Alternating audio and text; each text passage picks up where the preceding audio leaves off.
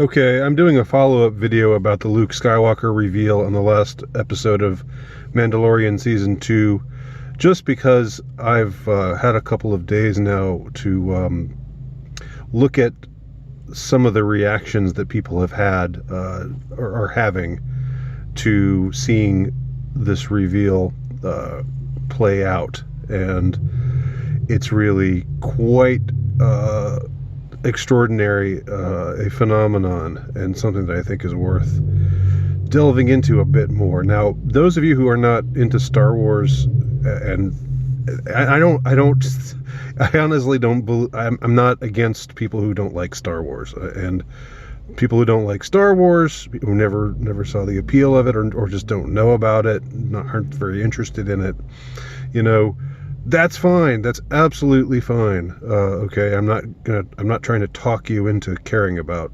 what I'm talking about here. It's the same way that some other series or some other imprint, if you will, has a particular storyline that I don't particularly care about, like Harry Potter. If something were really amazing to happen in the Harry Potter universe, it wouldn't mean anything to me. All right, leaving out J.K. Rowling's mostly toxic politics, save for her opposition to trans normalization. I'm just talking about the series itself. I'm talking about the characters in the series. If something amazing were to happen with one of those characters, I wouldn't care. It wouldn't mean anything to me. But at the same time, I would be interested in hearing what it meant to other people who were into it, particularly if we were talking about a series that had where a character who was a hero from the start and had been well established as a hero and was a hero in the hearts and minds of so many people had just gotten so dumped on by the new management who are now running the franchise, such as has happened with Star Wars after they came under the auspices of Disney. I think the question of heroism, us getting to see our heroes be heroic, is a very important thing, and a big a very important and potent quiver in the arsenal of the anti-culture people, the people who want to demoralize and destroy us. A big arrow in their quiver is to destroy our heroes, and rub our faces in seeing our heroes just get absolutely emasculated and humiliated the way that Luke Skywalker was done in The Last Jedi in 2017. So what you're seeing here, again, whether you're a Star Wars fan or not, what you're seeing with people's reactions, with people's responses to the triumphant return of Luke Skywalker, the hero, doing heroic things, saving the day, being the Luke Skywalker that we knew and loved. What you're seeing when you see people's reactions to that, people reacting emotionally, people, and it's a lie, by the way, to say that it's just old white men, people my age, my complexion, who are responding this way. It's absolute nonsense. Again, go online, even look on YouTube. I know I hate YouTube, but it's useful in this particular case, and type in Luke Skywalker reaction Mandalorian. You will see a ton of people of various races. Some of them look like me, and are of well, actually, I didn't really see that many people who were older. The people that I saw having these kinds of intense reactions were mostly younger. A lot of them were female. A lot of them were non-white. Luke Skywalker just had this place in a lot of people's hearts regardless of race, gender, etc. It's not just an old white man thing. That must be made perfectly clear. Now, I do think that Luke Skywalker was dumped on and was targeted the way that he was because he's a white male hero. So in that sense, there's definitely, race and gender is an issue. But the people who loved Luke Skywalker, they didn't care what race he was. They didn't care what gender he was. They loved him because he was a hero, because they grew up watching him and watching him go through his struggles en route to becoming the hero that he became at the end of the original trilogy. And they watched this, whether they saw it, when the movies were actually coming out, as I did, or whether they watched the movies later. Whether we're talking about people who were born later, who were younger. Regardless, they saw Luke Skywalker, go from this obscure, kind of immature, callow youth farm boy in the original movie to find out that he's in fact this of this incredible lineage, and that his own father is the most evil man in the universe, but that he has the same kind of mystical power that his father has, and that he can use it for good. And then we saw him really come into his own in the third episode, Return of the Jedi, and we saw him face his father and refuse to turn to the dark side and say he was going to, he was a Jedi like his father before him, and throwing away his saber, and then inducing his father to turn again to good.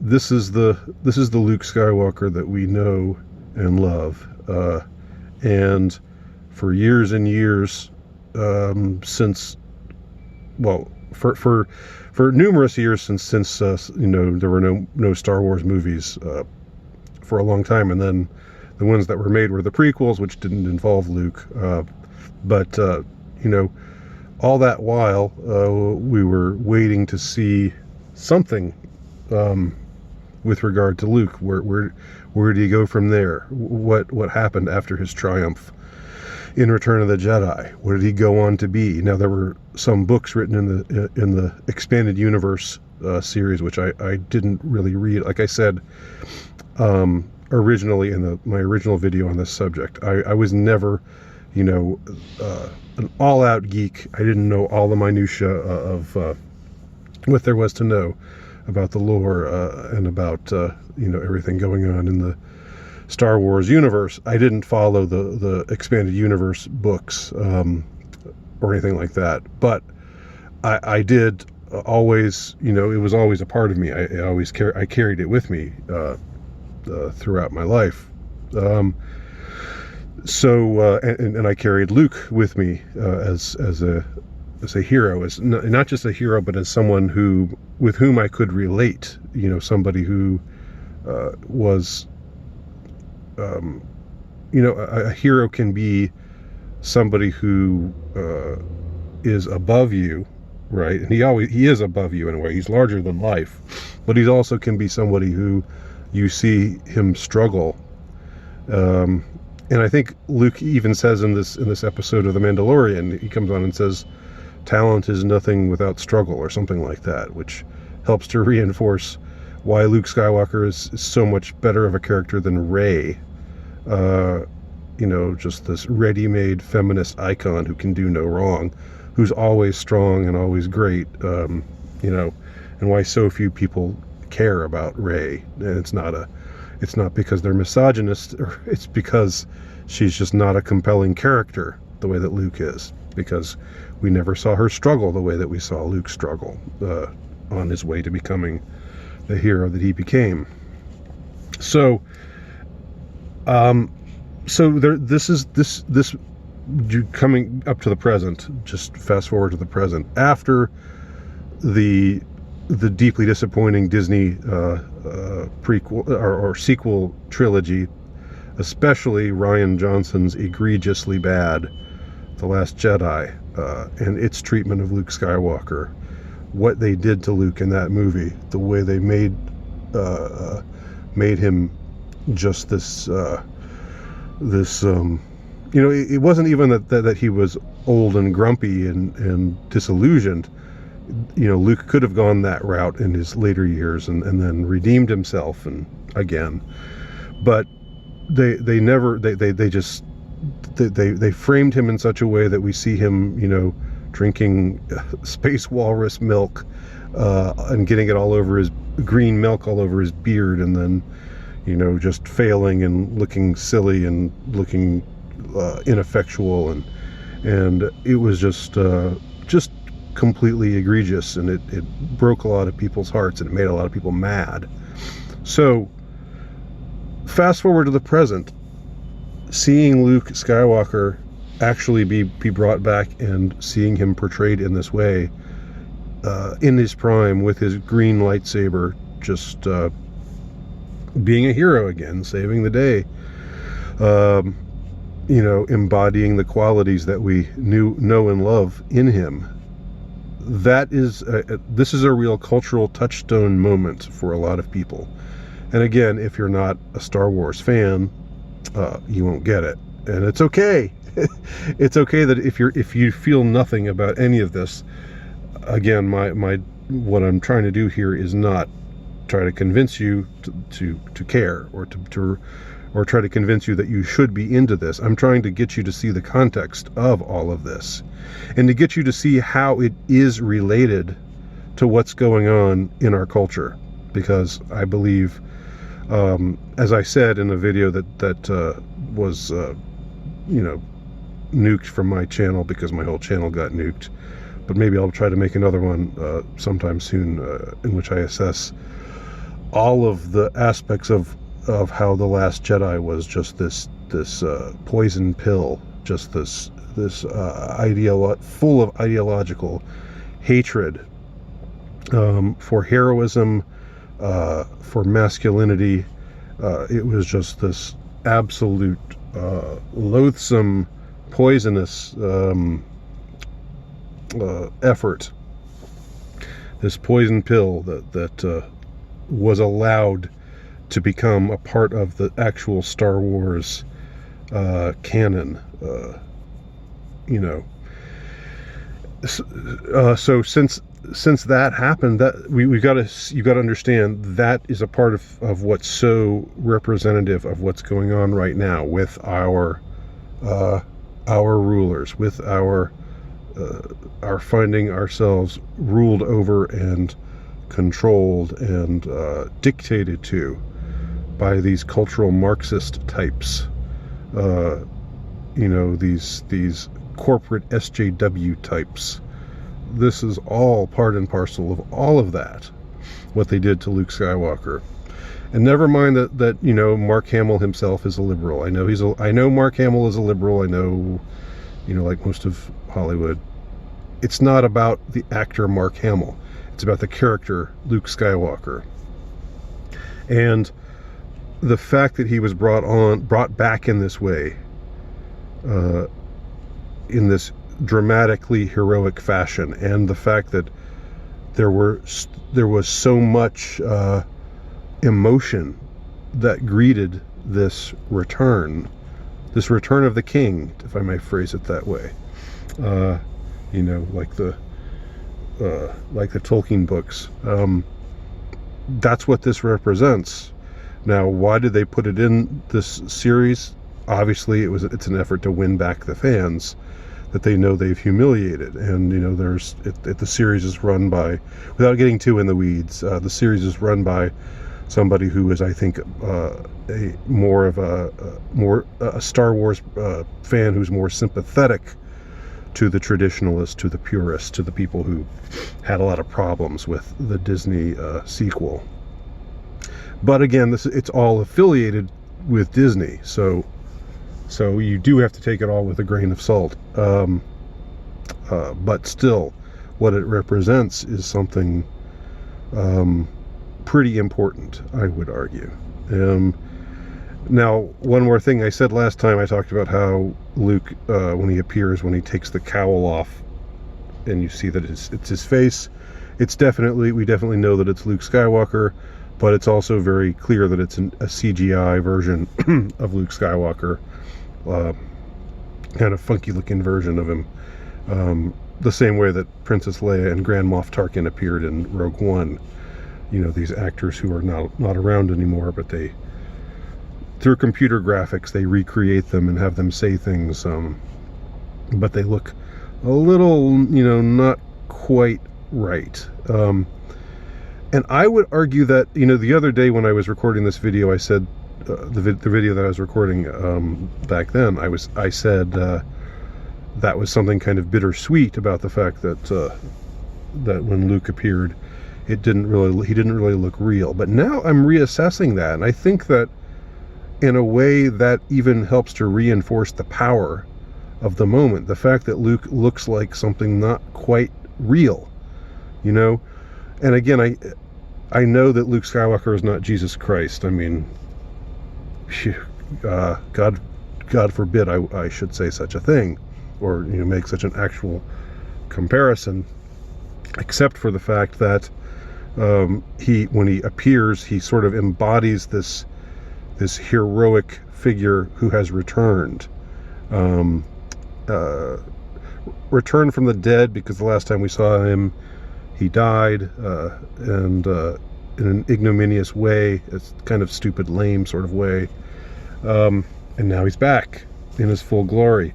And just the same way that Christ, when he appeared to his disciples after his resurrection, some of them didn't recognize him. There was something about him that looked different. And as I said before, at least one of the disciples said, "I'm not going to believe until I see him and touch his wounds. Then I'll believe that he's actually back." And I talked about how I felt that exact same way during this whole sequence of Luke's triumphant return. Even when it was clear that it couldn't be anybody but Luke Skywalker. It couldn't possibly be anybody else. The X-wing fighter flies in. He gets out. We see his black cloak, his getup that he wore in Return of the Jedi, with the belt, and we see the glove on his right hand, and then we see the green lightsaber, and it's clearly Luke Skywalker, but yet you don't believe it until you see it, and even when you see it, it's like he's Luke Skywalker, but it's like he's like a mystical form of Luke Skywalker. And they ask him if he's a Jedi. He answers, "I am," which is pretty interesting. You want to talk about echoing the Bible. That's a pretty interesting way to do it. He never says, "I'm Luke Skywalker." They never say, "Are you Luke Skywalker?" But it's clear he is Luke Skywalker. Because they maybe don't know who Luke Skywalker is, or they don't recognize him. They wouldn't know him if they saw him, because they didn't live they lived a bit later than the time that he was, the central figure in the rebellion, and so all they knew was that he was a Jedi, and so it was good and proper for him to take the little baby Yoda to be trained. So, again, if you think this is all just stupid and gay and people fanboying over stupid crap, I understand that point of view. I really do. But understand this point of view that I'm expressing right now, that this is an important phenomenon.